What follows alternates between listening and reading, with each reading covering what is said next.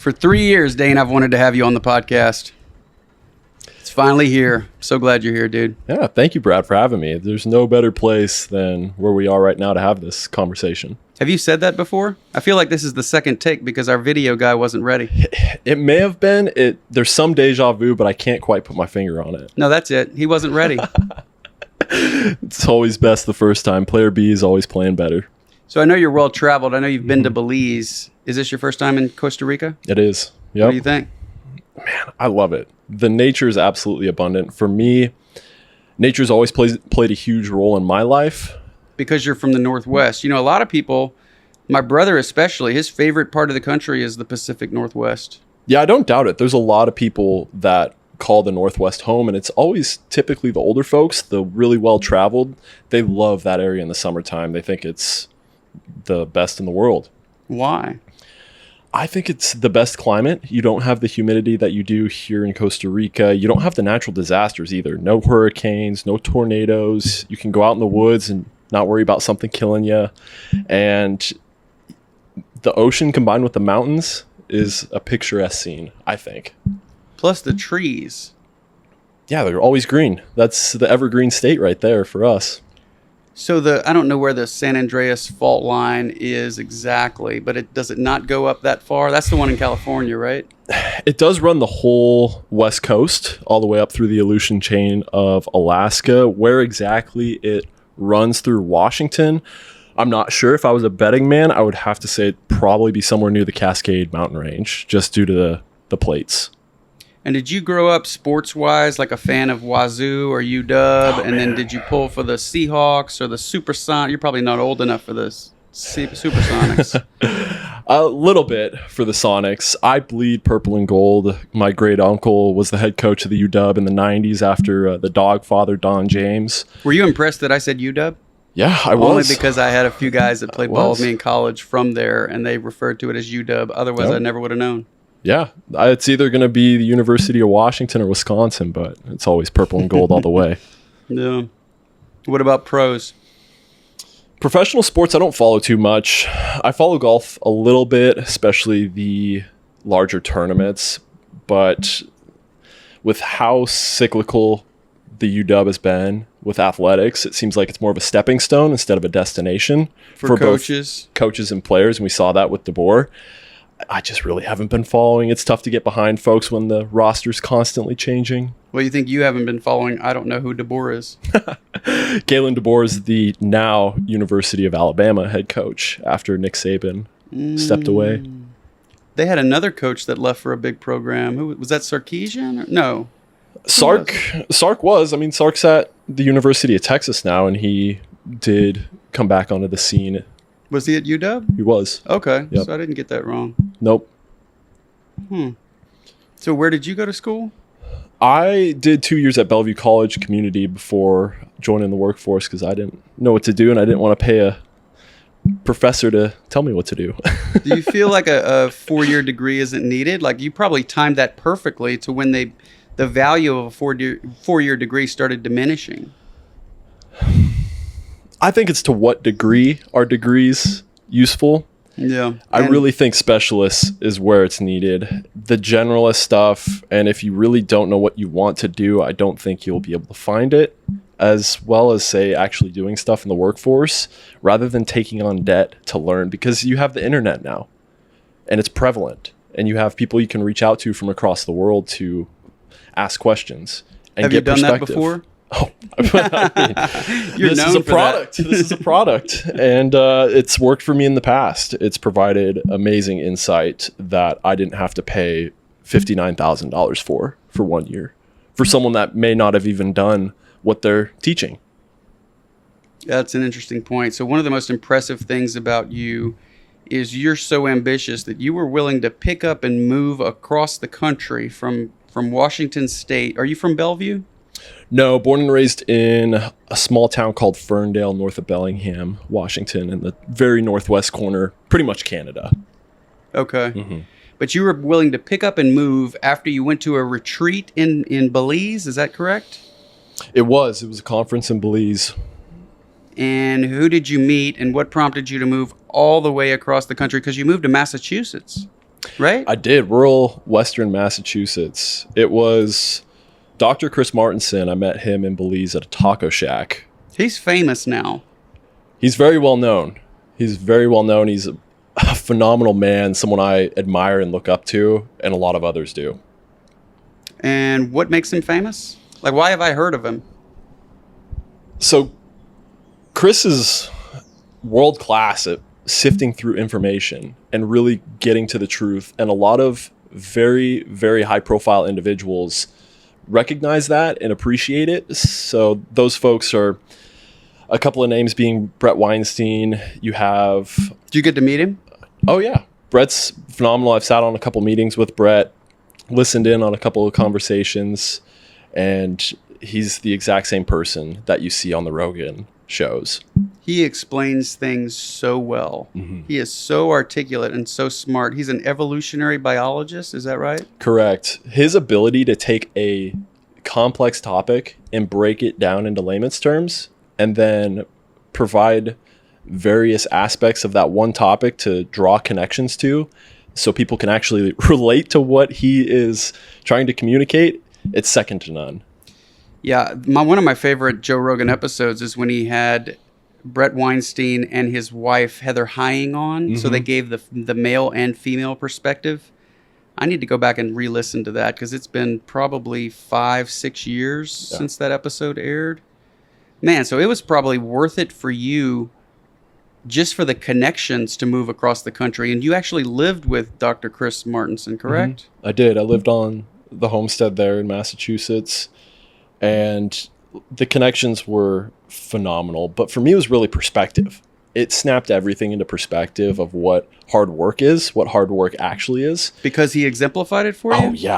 Oh, yeah. That man, the hours and effort that he puts into his people and the community of Peak Prosperity, it's incredible. And it provided me a level of which I aspire to, that I'm able to work towards, that allowed me to see behind the curtains of what world-class effort and sacrifice really is to your craft. That's really cool. So he created peakprosperity.com, which is equivalent to like that's hismanoverseas.com on a larger scale. Okay.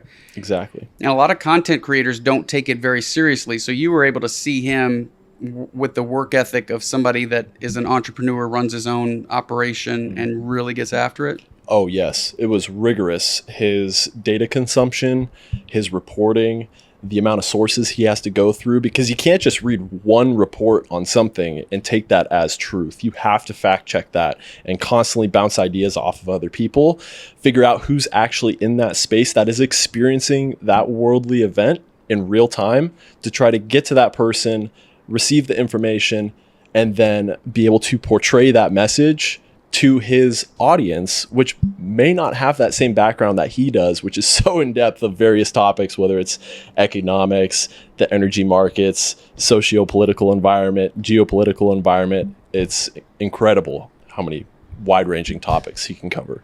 So did you so impress him when you met him? How many days was this retreat? This was a 10-day retreat, and I met him before the first day. And I believe it was my willingness to stick my neck out and introduce myself and be vulnerable in discussion, because we immediately went deep into discussion. It wasn't, hey, how you doing? How do you like the sand? It was, I can't believe the male and female dynamics of my generation. Sounds like my kind of discussion. We've spent some time talking about that. Just a few minutes. Yeah, I was joking last night when I gave my talk to you guys that I've probably spent 500 hours with each of you, and that's just a random guess. But when you figure 45 minutes to an hour once a week for several years, it really adds up. So I'm just getting to meet you for the first time, and what a treat, because when you talk to somebody that much, you feel like you know them, and then to finally get to meet them and you get to see how they interact with others and how they walk, how they conduct themselves, and then you're just on a whole nother level. It really is. And for me, I think that feeling and that connection is what puts the pin through the balloon of remote work. Oh, explain that. I really think that when you're working fully remote as an organization, you don't get the same production level. You don't get the same connection that you do with your coworkers, colleagues, bosses, and inferior coworkers that you would if you're at the office, whether that's 1 day a week or you're there 7 days a week, 24/7, 365. I'll buy that. So who's the pen? What's the balloon?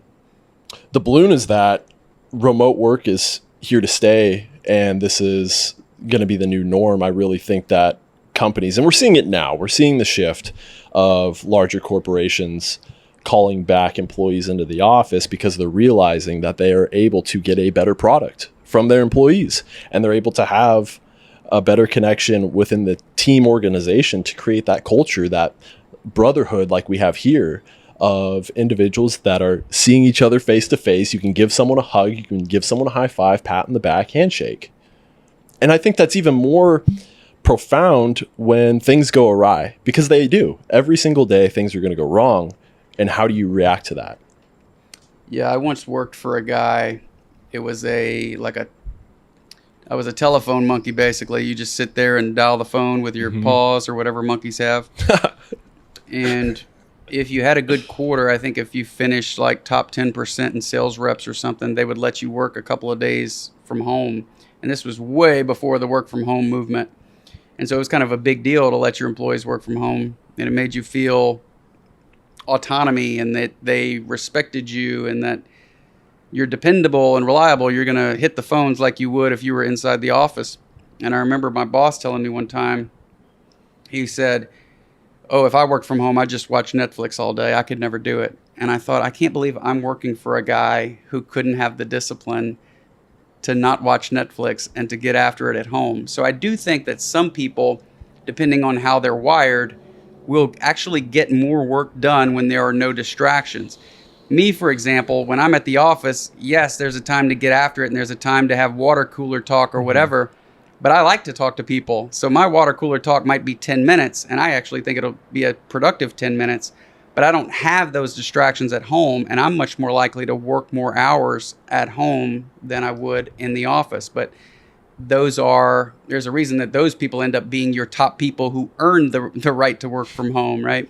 So I never had a problem working from home, although I do prefer to be around people. And even with what I do today, sometimes I'll go to a co-working space, not just because it's hard to work with my 4-year-old running around if she's home, but I like the camaraderie. I like bouncing ideas off of people. And if I do have a day in an office by myself, because there's not a lot of people around, I will try to arrange lunch with somebody, and that works real well. I mean, it's amazing. Like my social skills actually got rusty following COVID, and I know a lot of people suffered from that.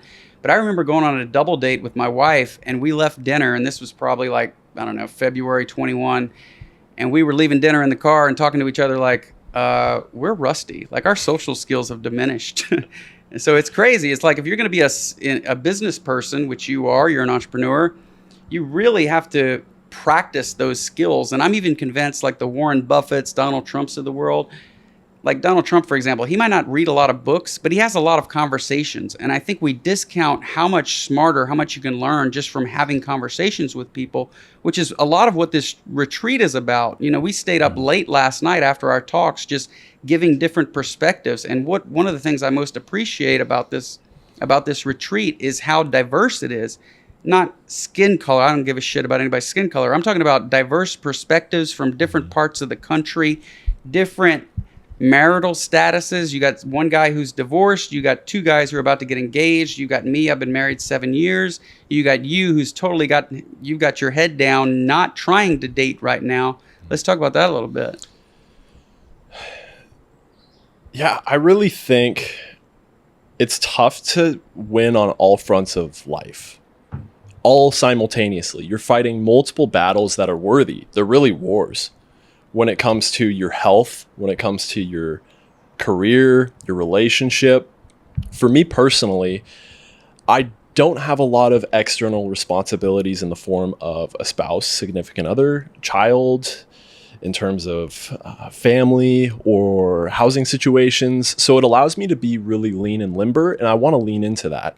So for me, if I pour all of my time and energy into one aspect of my life that I know if I can get that to a point in which if it's sustained over a significant period of time, I can focus all my energy, time, and effort into a different area of my life at that time and pour myself into it to build up that area while the other area sustains itself. And for me, when I was reflecting on this period of transition, I thought there's no better time than the present to start a business, take that financial risk, take the risk of creating something that will then hopefully turn into an asset. I can become more of a owner instead of an employee that will then pay me dividends, both figuratively and literally, for years to come, that will allow me to focus more on the relationship side, especially only being at the age of 26. I know that I have 10 plus years of prime time for me in the dating sphere. Is this dude impressive at 26 or what? I like that. So I remember not being able to have my dating game and my business game succeeding at the same time. It always seemed like yin and yang. One thing's going right and the other's not. Is that kind of why you put the other on hold? Because I do think there are transferable skills from being an entrepreneur and selling yourself and your product or your service and what do the kids call it these days? Having a little bit of Riz? Is that? I believe so. You believe that's what they call it? I'm not the one to confirm, but I believe so. Well, I remember you telling me one time you went out one night and you attracted some women by doing the gritty. And I said, what the hell is the gritty? And you said, oh, that's Justin Jefferson. I said, I should know that. I was a big LSU fan when they were winning the national championship with Burrow and Jamar Chase and the dude doing the gritty. That thing took off, right? I mean, it caught on around the country. Everybody was doing it. So tell me about doing the gritty in the bar. Just let loose. That's really what it's all about. That's what it's all about. Yeah, I had a guy telling me that he knew that a woman wasn't marriage material when he was dancing with her and she was looking around to see who was looking at her. Oh, man. And that's the biggest faux pas. If you're dancing, you got to dance like nobody's looking. And it tells me, like him, I agree with him, like, can your woman get in the moment and not care so much what people think? And this podcast is kind of about that. You and I are just having a discussion. Yep. I don't care what the cameraman thinks. Fuck him. Just kidding. He's doing a good job. Oh, Marcus. He's getting a shout out in every episode, it seems like. I should be paying him less. I think going back to your original question, which was what really went into that decision for me, it's trying to become the person that I hope to attract. And with building a business, it's very much a roller coaster. And I do want someone has to appreciate the work. However, when the business is built and I know that it's in a solid position where I myself have the conviction and the certainty that I know that this thing is going to last decades instead of days, because we're still early on. It's only been a year and a half. Until I believe truly that this will be able to benefit the community long term, I don't feel I can cast that off into the dating world, because I don't know if it's fully a part of my identity yet, because there's so much uncertainty still as a young entrepreneur in the game. So do you not have enough downtime to maybe long for companionship? No, definitely not. When working in the operations side, especially in property management, there's not a lot of downtime because it's filled up with the business side of things. Because at some point you have to work on the business rather than in it. And so it's really a dance for me between both to make sure that the business is constantly growing, but the product is not suffering. And you're doing property management, correct? Correct. I do residential property management in Bellingham, Washington, less than 4 units, unfurnished, looking for folks that want to rent their home or property long-term, not short-term. And when you say 40 units, I thought you less had... than 4. 4? Less than 4 units. Yeah. Like less than a 4-unit building, less than a 4-plex. That's who you market yourself to? Correct. If it's over a 4-plex, I turn it away and recommend they go elsewhere. So you're managing 90 doors, you told me? Correct. So does that mean, let me do the math, 22 different clients if you have 4 units? No, this is the property type.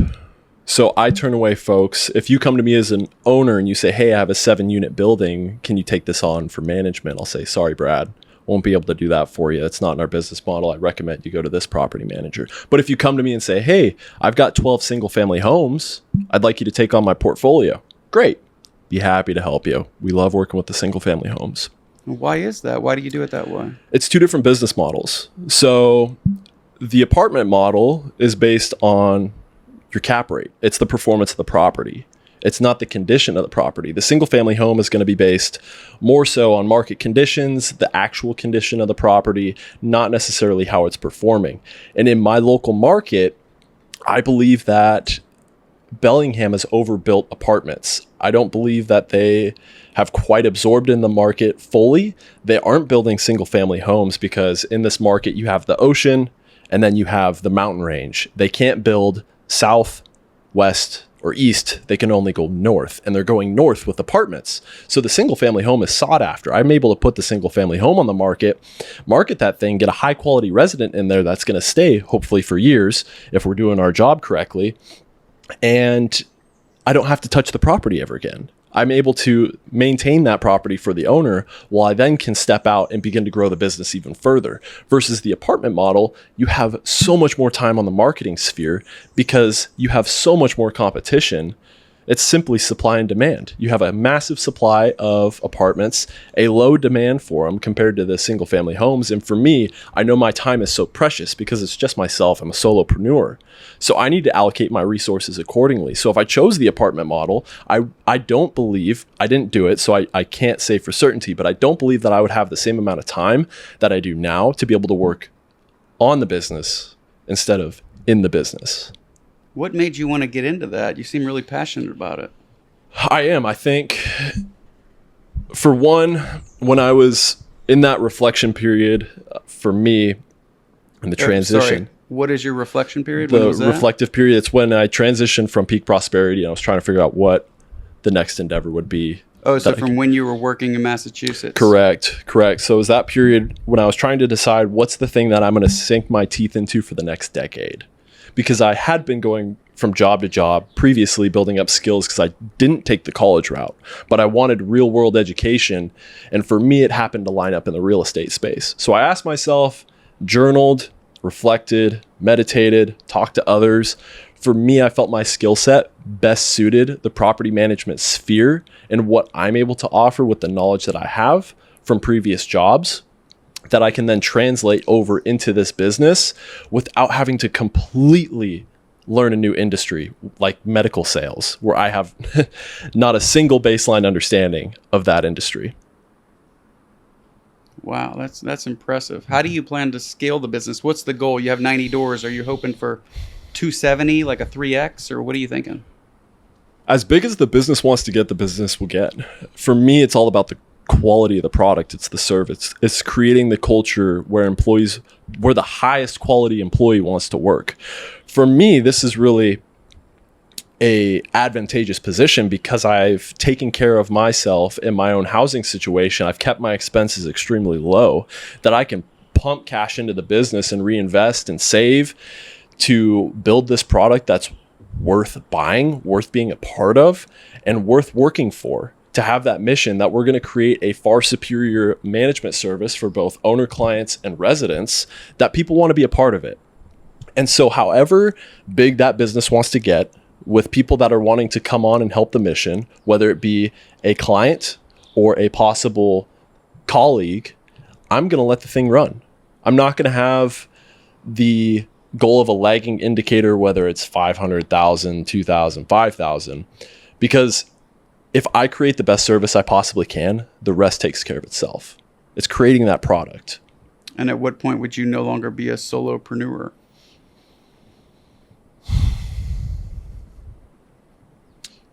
From folks that I've interviewed around the industry that I really admire what they've done, they've said 150 doors roughly is when other folks need to be coming on the boat to help out. And that's kind of when it pushes beyond one person's control. in terms of time, especially with working on the business. So I think 150 is probably going to be that point where I'm able to bring on someone that's more of a specialist in an area that I can then offload a part of the business to and allow them to grow in that position as I then continue to pump the business in terms of clients and bring people on and on board. And what's your marketing strategy? Is it more social media focused, or because I think you'd be great in person? So I would love more in-person interactions. The issue is the owners are typically out of town. So they're living across the country, they're living across the seas, and I don't get a lot of FaceTime. When an owner is local, man, I take advantage of that. Yeah. In a heartbeat. I love it. It fuels me up. So unfortunately, it's not as frequent as I would like. My marketing strategy to let people know about my service is direct mail. Direct mail is the number one for me. Snail mail or? Snail mail, postcards. The reason why is because it's so targeted. You could send them some from here. I could send them some from anywhere. But here's a good spot. It's quite nice. I'll say. This isn't a painting. No, it is not. That's not a green screen. That's cool, man. I'm really, really impressed because I can remember when we started working together, you were working in mortgage servicing, correct? Correct. And you've since moved to Massachusetts, moved back to Washington State, and you're not yet 30, right? I got 4 more years. You're only 26. That's really impressive, dude. How did COVID impact you? Like, were you in Massachusetts at that time? No. How would you define which years? Is this 2020? Is this 2020 to 22? Yes. The latter? Yeah. So those were some of the most influential years for me because I was in retail banking at the time. Originally, I wanted to get into mortgage lending, and I realized I had to work my way up because I went to the bank, I got a bank teller job, and realized that I learned nothing about mortgages working as a bank teller. So I had to work my way up, and I started that in 2019, winter of 2019. How much money you make as a bank teller? That was $18 an hour at the time. That's not bad. No, it's not bad. And you get the banker's hours. But anyway, that was the job that I started in winter of 2019. 3 months later, the whole world's shutting down, except for the banking industry, of course. And I'm getting told that you're going to be going up into an office. Here's a headset. You got to take calls because we have angry members calling in about finances and all this stuff because people are so emotional. They're so emotional. They're charged up about what's going on in the world. And then you add money on top of that, and it just blew up. And so I'll never forget, I had Chris Voss's negotiation book next to me, all inked up. And I would have Never Split the Difference? Never Split the Difference. And I would have my headset on. And in between calls, I would be reading my notes through that book because it was helping me translate what Chris was teaching in the book over to my calls because these people were so fired up. So I had to calm them down, for one, to get them into a more rational state and then begin to persuade them towards what's going to be the best solution for that person. Is there a book that's been most impactful for you?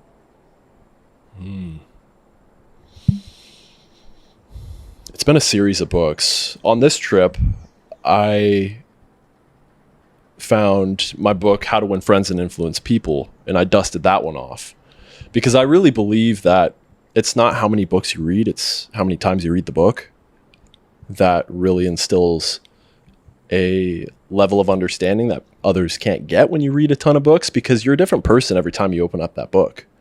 Every few years, if you open up How to Win Friends and Influence People, it's going to impact you differently based on your experiences that you've had in those last few years. The last book I read that I finished before I got here was A Story is a Deal by Will Storr. And it talks about the importance of storytelling and how, going back to hunter-gatherer days, the guys who were most respected were those that could tell a good story around the campfire.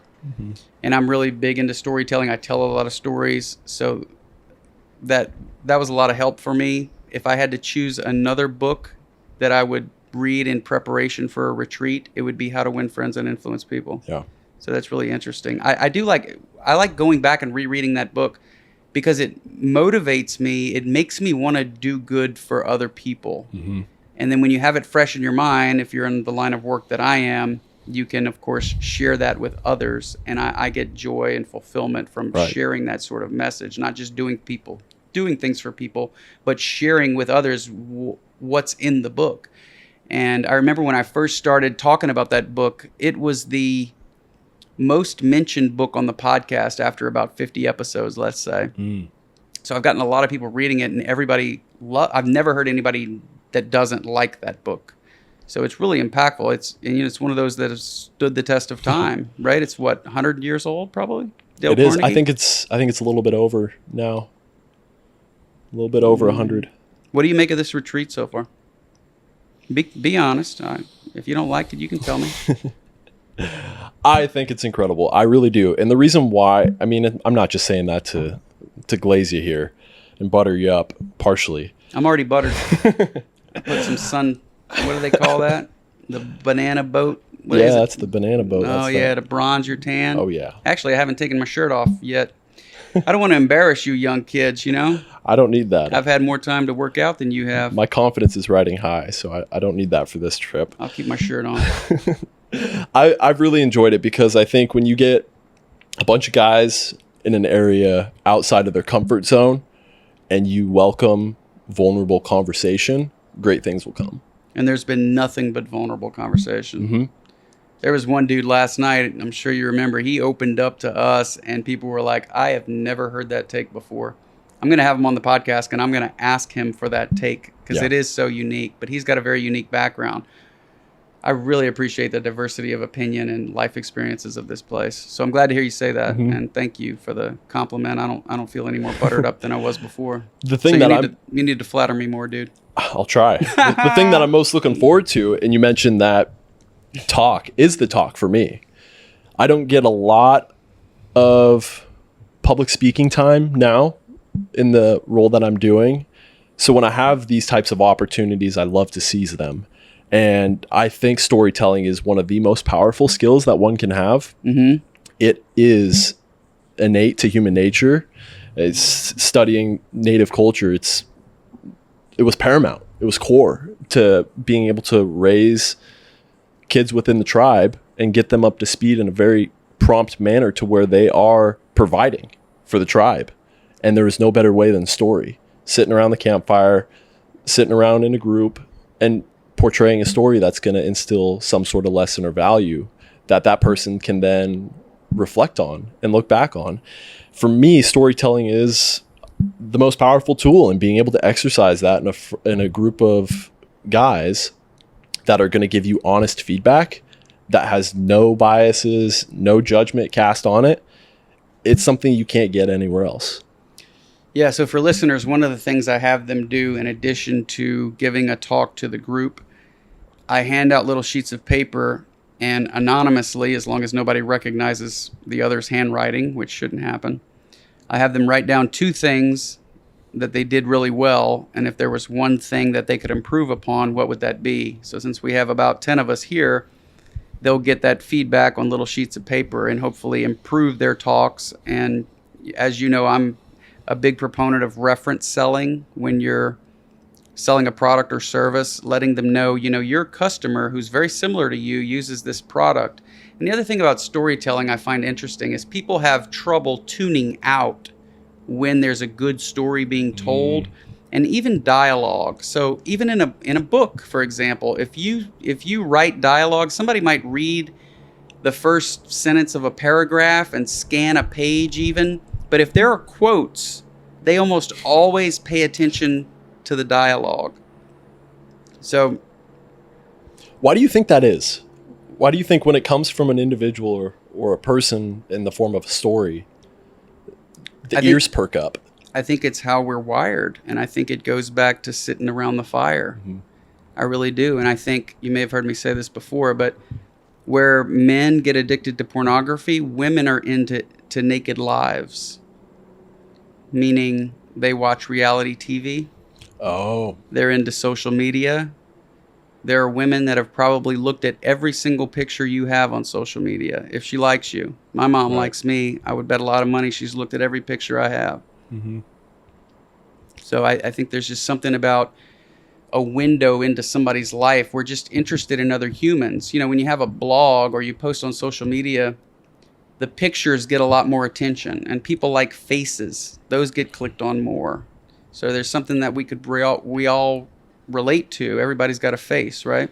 Right. And that's something that I've paid a lot more attention to recently. I've done more reading into what it's like to rear a child and the importance of child rearing and how do children interact with mothers and fathers. And the smile is the most important thing for a child, whether the child's reflecting the smile back to the parent or vice versa. It's almost a sense of approval in a way with that smile. Yes. My daughter, when she was a baby, smiled at me. She returned my smile 100% of the time. Mm-hmm. And that brought me so much joy. And what I tell people is that people often judge a person's character by how dogs or kids treat them. But if you want to enhance, or if you want to increase the likelihood that a child is going to like you, you need to express a genuine smile. Okay. Meaning use your eyes to smile. Because just as women are much more perceptive to body language and facial expressions, they read it a lot better than we do.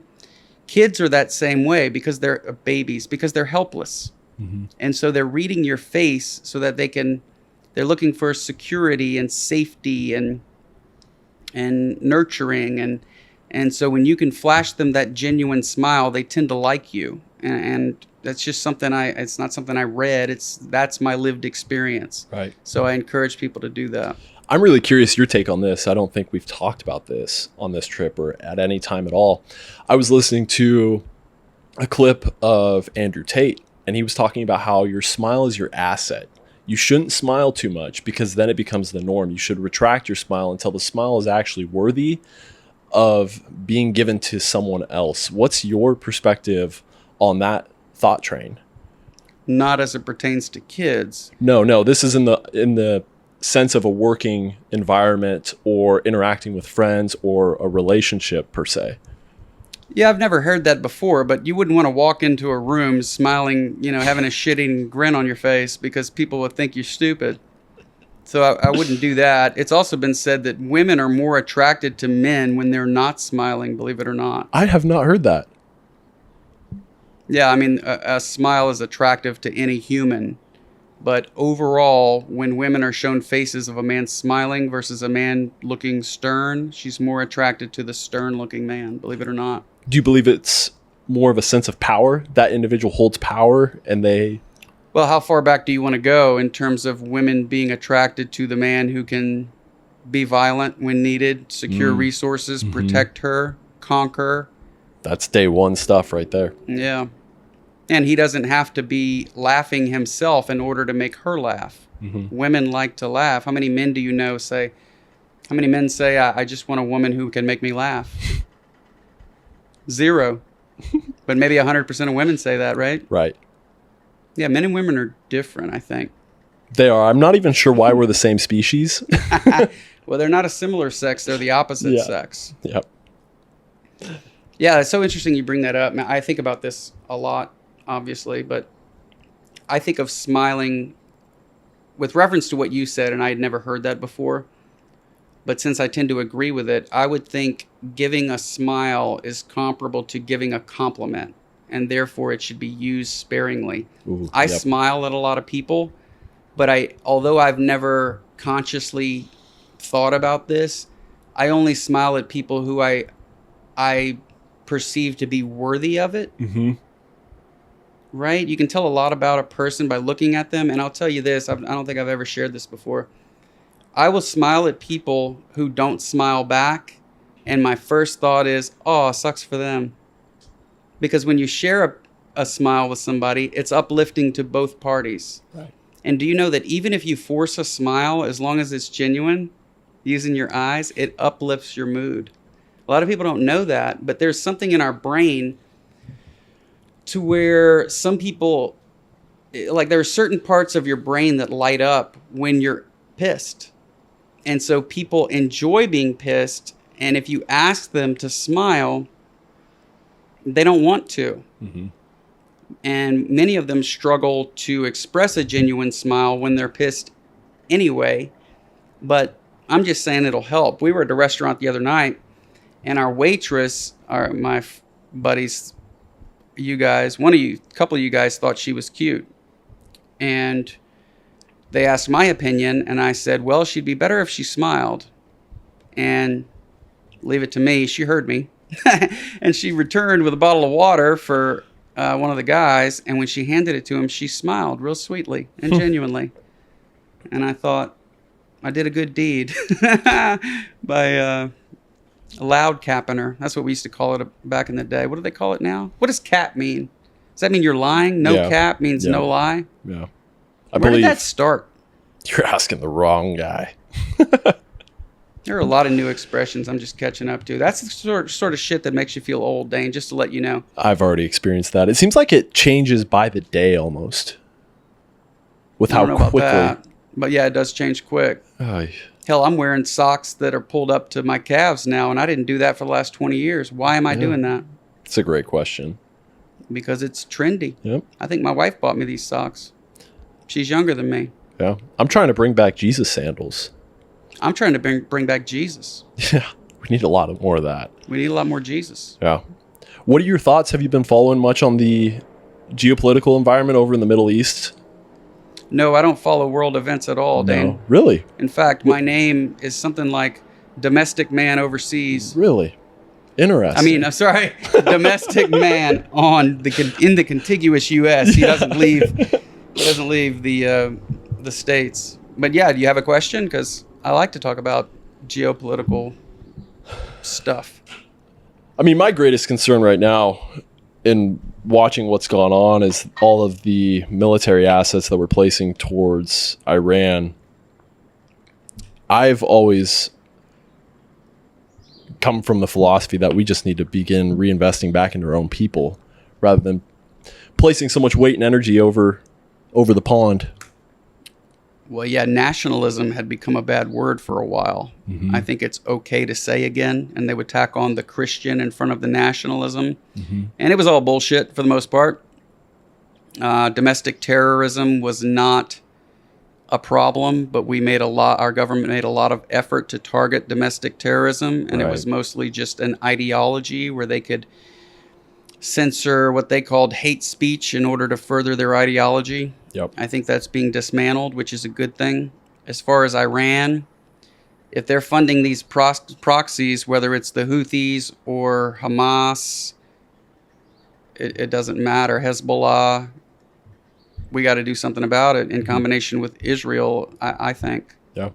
Are you going to be traveling over in that area anytime soon? Not necessarily Iran, but Europe, Eastern Europe, any of those places? We'll be in Warsaw for a month, which is not a far train ride from Ukraine. And so we may go to Lviv, not Kiev. Lviv is on the western side. And I think sharing this, I'll get some hate mail and telling me not to do it because I have a young daughter. Because there has been one missile attack in Lviv. It was like September 23rd, 2023. Okay. So how long has that war been going on? For 3 years, something like that. So there's been one attack in that town, and 7 people died, including 2 children. So people think I would be stupid to take my family to Western Ukraine, and I probably won't. But I'll tell you that I'm tempted because I've always wanted to go to Ukraine, and I was going to go to Kiev when I started traveling back in 2015, and I didn't. So I missed my opportunity. Sorry, what was your question? Yeah, I'll be in Poland for most of the summer, actually. And Poland's about as close to that action as you can get. It borders with Ukraine. Yeah, being in those areas provides you such a different perspective. And it's something I never really appreciated until actually doing it. And this is a prime example of this trip, is being able to get into an environment that is so foreign to me.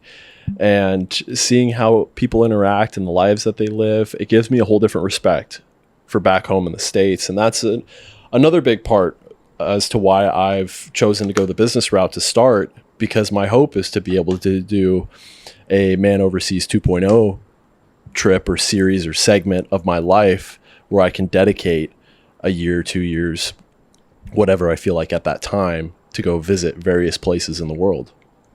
Well, if I were to license the rights to Man Overseas and let you do a 2.0, you would be the first person I would allow to do that. And then I'll get some of the other guys to do a 3.0. Man, I'm honored. And a 4.0. But I don't know how that's going to work with your domain name, because that's hard to do with a .com. That will be tough, but I'm just honored to be able to work through the beta version for you.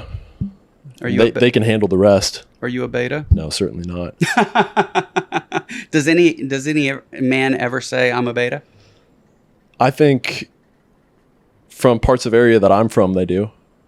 Really? Yeah. Oh, because you're close to Portland and Seattle. Just Western Washington in general. A lot of little bitches over there. Yeah, little weenies. But little I don't weenies. I don't like that. I don't shop at Weenie Hut Junior. That's not my cup of tea. Why are there so many weenies nowadays? Is it the feminized culture? I think it's because we don't have actual problems in this world. And they create their own? Yeah. You create your own conflicts. You fight invisible enemies. That's what I think personally, because you don't really, from what I've seen, ambitious young men have deteriorated. Which for me, it's great, because the bar is so darn low that the level from good to great might just be a little hop. And I think that we're seeing it almost exacerbated by social media. I believe that if you didn't have the prevalence of media sources to where at a swipe of a thumb, you can figure out what's going on in all parts of the world, I think it would be a little more compartmentalized in various pockets and various areas versus it just spreading like wildfire, like other ideas do. Do you think that women assess their own value or self-worth based on how much their opinion agrees with the collective of women? And maybe men value themselves based on the contrary opinion, or how they're not susceptible to groupthink and consensus, whereas women seek consensus? Do you think that's a truism, or did I just come up with that and it's a stupid, retarded opinion? I don't think it's retarded. The R word's back, and we just brought it back, and I like it. I do as well. I believe that you have to see someone's actions to be able to derive what their belief system is. And when I watch women, they'll never not ask fellow women what their opinion is, whether it's about their attire, whether it's about what they should eat, whether it's about a potential significant other. I think they put a lot of weight into their decision from others. When you compare and contrast that to the male dynamic between other males, I think guys are certainly more independent and forward thinking, and it's complementary to the women's perspective, because I believe you come together as one. It's the yin and the yang, and a lot of other cultures have had that sort of symbolism to where both parties come together to form one that complement each other and work as a dance. I mean, we were talking about dancing a little bit, and it's a dance. You're going back and forth, strengths and weaknesses, and you have to live with that other person's quals while still being able to respect those quals. And we talked about dating last night, and I think that is completely lost in the dating sphere, is respecting and really cherishing someone's quals, because it makes them quirky. It makes them unique. It's not the perfect Clark Kent Superman. No, that person actually has some downfall, but that's what makes them them. Because if you didn't have those perks, you didn't have those quals, there'd be no contrast. The benefits of that person wouldn't stand out as much because they didn't have the downfalls. And we as humans derive meaning from things with contrast. Dark, light, sunny, cloudy, cold, hot, attractive, not attractive, like to be around the person, not like to be around the person. Whatever it is, the contrast gives us meaning. Yeah, it'd be hard to be joyful if you hadn't been miserable, and nor would you appreciate the joy had you not been miserable, right? Exactly. You want to do fun questions? I'd love to. I just started this back up, so I haven't done fun questions in a while. But let me ask you, if you could create a national holiday, like a new holiday, that celebrates a unique aspect of human nature, what would it be? Like, I want to give credence, I want to expose this as a true quality of humans. And it's so important that we're going to take a day to celebrate it where the kids don't go to school. I would do something along the lines of Revolution Day, when the original Americans decided to do away with the British Empire over a 1% tea tax. And I would try to honor that and that courage to say, no, we're not going to be paying a tax on our tea that is 1%. Would you make that day in July, maybe between January or July 3rd and July 5th? I would put it towards the end. I think the 4th of July has a great representation of that, but I would want to have more of a sense of what the country used to be and something around those values, whether it is family related with the nuclear family, whether it is no taxation without representation, whether it is the right to defend oneself, all these values that make America so unique and special. I would want to bring that back in a more targeted way, because I think the 4th of July is very broad and very general, and it kind of does away with the meaning, to where folks now are just wanting to light up fireworks, myself included, and not really dive into what made America so amazing and get back to those values. Do you think the value of July 4th is diminished by the hot dog eating contest in the same way that Christmas is sometimes diminished by all the presents? Agreed. I fully agree. I think we've lost a lot of meaning and value to where people aren't reflecting on what those holidays truly mean and taking time and taking pause from their day to reflect. So you think there's an absence of meaning? Yeah. And maybe that's the holiday. Bring back meaning. How many hot dogs could you eat at one time? I think I've put down 8. 8 hot dogs? Yeah. Jumbo? No, just footlongs? Regulars. Not impressive. Yeah. Regulars. Yeah. All right. If you could switch lives with somebody wholesale on Monday so that you get to experience what a day in the life of that person is, who would it be? And would you have sex with your wife that night? What wife? What person? One person switching the day in the life. It's got to be Michelangelo. Michelangelo? Yeah. Or Leonardo da Vinci. Okay, so after you lay in the coffin on Monday, what are you going to do all day in the coffin? Oh, because he's dead. Gotcha. So it has to be present day. Well, you're doing it Monday. Oh, jeez. You want me to reframe the question to fit your answer? I was hoping for a more broad sense here, but let's narrow that down. I'm going to go with, right now, it's either going to be Alex Hermo. Nope. I'm going to go Naval Ravikant. Oh, good choice. Yeah. But why him? Naval. Do you want to have sex that night with your wife?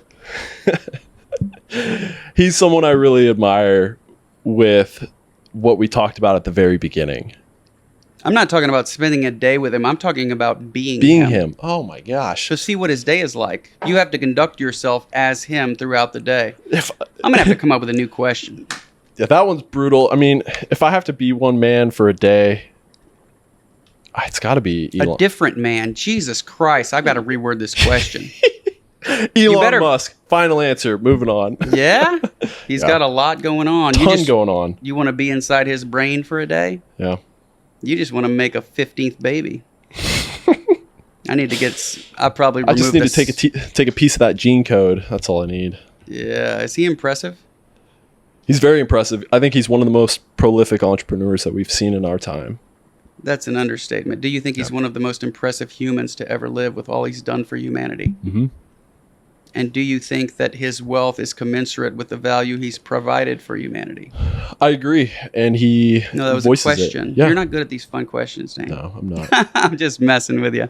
I'm messing with Dane. He's one of my favorite guys. We've been working together a long time, and he knows I'm messing with him. Next question. That's what I was going to say. What's the coolest thing anybody's ever done for you? Give me a hug. That's it? Dude, I gave you a hug when you got here. I know. That was special. That was the coolest thing that's ever happened. It was one of the coolest things ever. Okay, what's the second coolest thing besides the hug I gave you? Second coolest thing someone's ever done for me.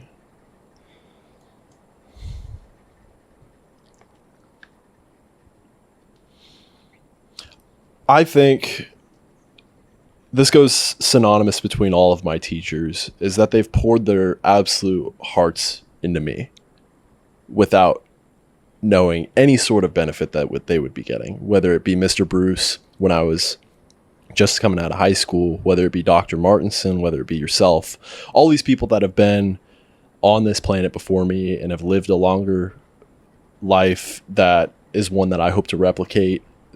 They've opened up their teachings and sat down, given me their precious time on this earth to answer any question, to help me with any problem that I'm currently going through. And it's something I'm so grateful for. And when an older person does that, whether it's yourself or Mr. Bruce or Chris, it's just, man, I can't be more thankful for it. Well, that's music to my ears. I hope you express that to them, because it's one thing for somebody to say, I really like what you do, thank you. But when they tell you how it meaningfully has impacted their life, it's something special. And I don't know that I've ever shared with you what I get out of our interactions, but it's very fulfilling to me to see how you've developed since we first started talking to sitting here on this podcast. Yeah, it fills me with the warm and cozies, as my daughter would say. So thank you for sharing that. Okay, if you were transported into the future, let's say the year 2125, 100 years from now, and you could take any two things with you, but it couldn't be like clothes or money, because your money would be inflated away anyway. Mm-hmm. And who knows if the United States would still be here. So you'd kind of be predicting what the world would look like 100 years from now. But you'd have to take two things with you from now. What would those two things be? Are they tangible or intangible? Yes. Okay. I'm going to go with humanity. You're going to take humanity with you? Take humanity with me. Cameraman, can we start these questions over again? He's been doing awesome. We get to the fun questions, and I feel like it's been a downward spiral. No, let me think about. Let me play this one out. Humanity, because we have a push towards artificial intelligence. We have a push towards technology. We have stuff that's fundamentally, to me, anti-human. We talked about Elon Musk. I really respect what he's doing, but I don't like the Neuralink push of putting chips in people's brains and beginning to take what God created, the human being, the embodiment of God, and deviating from that. Whether it be the 74 vaccines at the beginning of a childbirth, where we say, hey, let me take your God-given child and pump 74 rounds of vaccines into it, because it's not perfect as it is. So I've seen a push away from humanity in the past 10 years that I've been actually paying attention, that I think, and I would hope, begins to revert back to more humanity, to where we can allow God back into the family. We can create the nuclear family again, and we can really celebrate the human being as it is during the birth of a child, rather than saying it needs to be adjusted because it's not perfect the way that thing is coming out. So for me, I believe that the push away from humanity is why I would choose to bring humanity along into the future. He totally redeemed himself. What you made me think, what that prompted me to think about, is that when we go to war and we develop technologies to fight those wars, and then there ends up being benefits for society, like wasn't penicillin developed as the result of a war or something? So when I think about Neuralink, he's cured blindness, or he's in the process, from what I understand, and that may be one of the benefits, because I don't think Neuralink was designed that way. But we'll probably, maybe negative externalities, get to a point where you can read people's thoughts, and that might be bad. Everything has its trade-offs. Yeah. Everything has its trade-offs. And I would ask folks, and even myself, I put myself in a blind man's shoes. Is that a bad thing? Being born with blindness? I don't know. I think those that are blind, in this sense that we're talking in, have a heightened sense of hearing. They have a unique perspective. We've had many talented individuals in this world that have been blind, that have been able to provide incredible things to humanity that a normal individual with all five senses may not have been able to contribute. And I think that if someone is born the way that they're born, they have a unique set of gifts. And we talked about this last night, that person can bring into the world and share through their authentic light, that not every individual has the ability to do so. And if we're willing to forego those unique authentic traits of an individual to create synonymous beings that don't have any quirks, any unique features, it's someone that's perfect. What's the difference between that and a robot? Especially if it's controllable.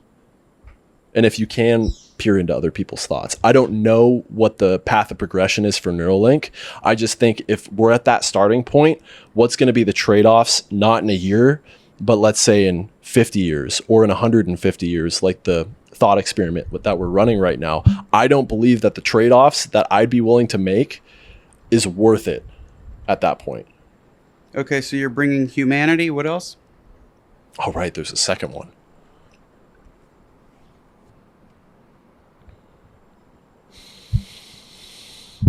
I'd probably bring my journal. Because of what you've written in it already? Mm-hmm. That's good. Mm-hmm. My journals are valuable. Mm-hmm. Shit, I might have to change my answer. Not that I've been asked. Am I supposed to ask? No. I wasn't gonna. If Donald Trump invited you to the White House on Monday, not to confuse you, let's say Tuesday. Oh, okay. Thank you for the clarification. If he invited you to the White House and you're in the Oval Office sitting with him there and he says, Dane, what's your best piece of advice? What would you tell him?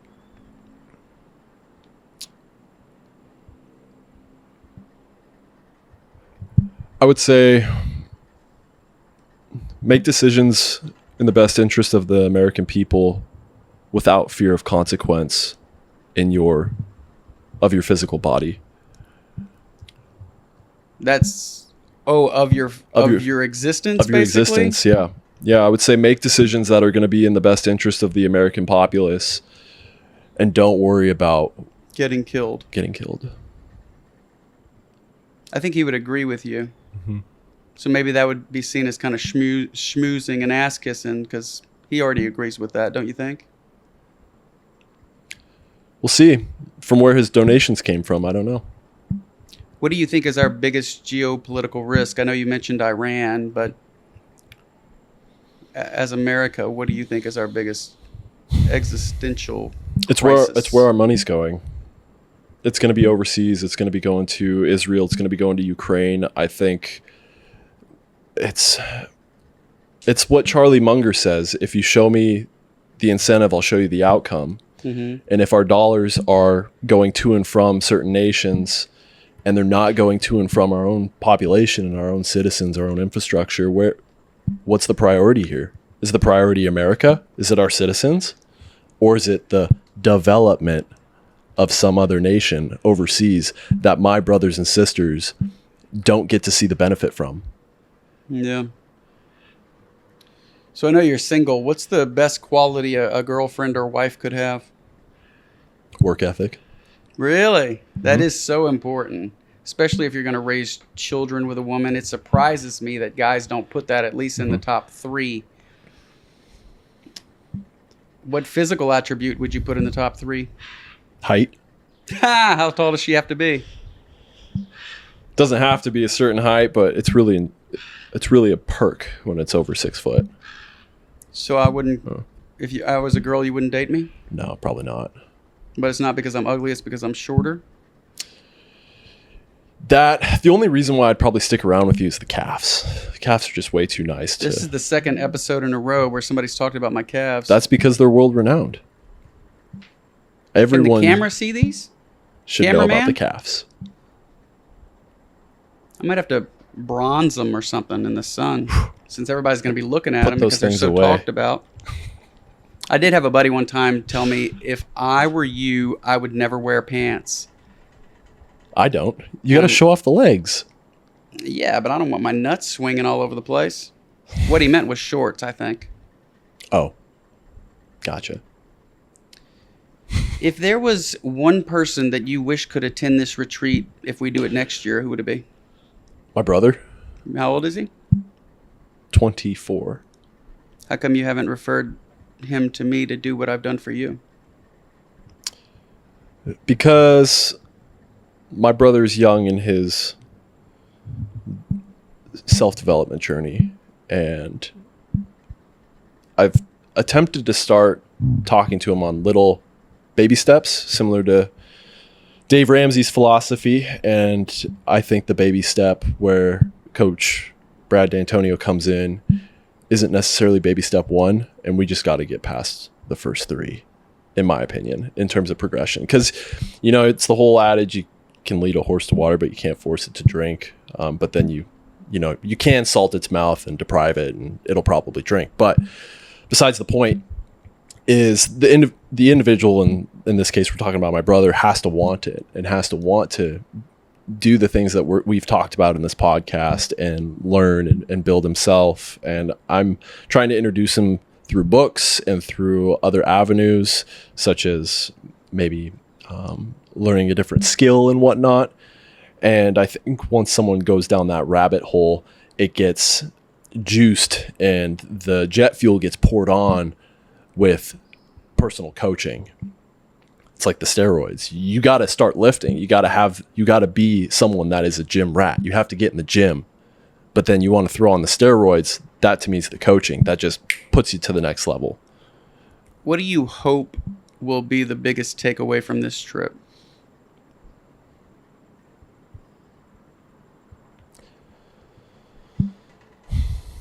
My hope for the takeaway of the trip is to provide myself with the perspective that we can live a very long life if lived intentionally. So when I hear other people's experiences that are so vast, there's not really, we all value self-development and becoming a better individual, but it's not necessarily like a real estate conference or a stock conference or whatever that is. There's no specific thing that we talk about. It's very broad and very generalized. And so I've heard a lot of stories from other guys that have done incredible things. And I think to myself, because they are older than I am, and I think, man, they've done a lot. And I have so much ahead of me. It gives me something to look forward to because I have so many years ahead of me to build, create, develop, fail, learn, try again, continue, and just keep pushing forward because I know I can live intentionally and really feel like I've lived a long life rather than not living it intentionally and having life lived for me. That's really well said. At what age do you hope to get married? If you had to throw a dart and say, this is the age I'm going to get married.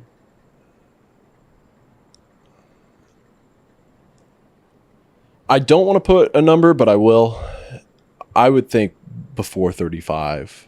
I think the business will be in a place where I can step out of the operations side of things by the age of 30. That's my hope, is to be out of operations at 30 and more on the business rather than in it. And I think after that, things will be taken a little more seriously. But again, I mean, I could go play volleyball when I get back and run into someone that we just absolutely hit it off, and she fuels me up, I fuel her up, and we're extremely harmonious and beneficial for each other. And I'm not going to turn away opportunity. How many kids you want? 2. What's the best piece of advice your dad has given you through the years? Oh, man. My dad's been so influential in my life. It has been work ethic. And I think that's why I respect it so much. Did he preach it or exemplify it? Showed it. So that was one thing that I absolutely love, and it's something I hope to resemble in my own upbringing with my own children, is that my dad worked construction and my mom was a stay-at-home mom. And one of the things that we would do growing up is we would go to a local grocery store, grab our favorite sandwiches, grab a Gatorade. We'd go watch airplanes take off at the airport and then go see dad at work, because dad would be working on some job site somewhere and it'd be right around lunchtime. So I would see my father actually out in the field working and putting in work and leading men, because he was a foreman of a contracting crew, and he would be leading guys creating some product. In this case, it was a sidewalk. And I saw that with my own eyes. I saw dad working. And we talked about why are men like this in terms of being inferior. And I think that's a prime example, because they don't have a real life example of a fatherly figure working. The father leaves, goes to some office space. The child has no understanding of that, comes back home, sits on the couch, watches TV, opens up a bottle of wine or a beer, and doesn't do anything for the rest of the evening. And so I believe the child internalizes that in some way, compared to the contrary, where they see the father work, or at least they have an understanding of what the father does to produce something. And it gives more respect from a child's perspective for that father. And I'm so grateful that my mother and father did that, whether it was knowing or unknowingly, because I saw my father working and busting his ass in real life, that I then was able to translate over through sports coming up, through school coming up, and now into my own business. I love that. Anything else you want to talk about before we wrap? I've really enjoyed this, and I can't thank you enough. This has been almost over 2 years in the making, and I'm so grateful and blessed to have been able to carve out time in my own life to come down here and see you and be a part of this amazing experience with these guys. And it's something I'll always remember for the rest of my life. So I can't thank you enough, Coach Brad. Thank you, my man. How can people find you if they wanted to connect with you? LinkedIn is best. I'm pretty anti-social media. You can find me at LinkedIn. Dane Larsen, Larsen is the last name. Or you can visit my website, paydospm.com. That's the business. Very good. Folks, thank you for tuning in. I appreciate you being here. I know you could be listening to anything, but you tuned in to me and Dan, and Dane. We have a Dan here too. And I thank you. You can find me at man_overseas on the socials, or manoverseas.com. Thank you, folks.